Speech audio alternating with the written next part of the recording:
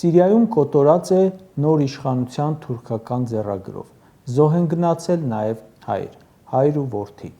Սիրիայի հատկապես ալավիներով բնակեցված վայրերում հայերը շատ են, մշտական վտանգի տակ են, կոչեր են հնչում Հայաստանի իշխանությանը ձեռնարկել քայլեր այնտեղ ապրող հայերին ձեռք մեկնելու, Հայաստան տեղափոխելու համար։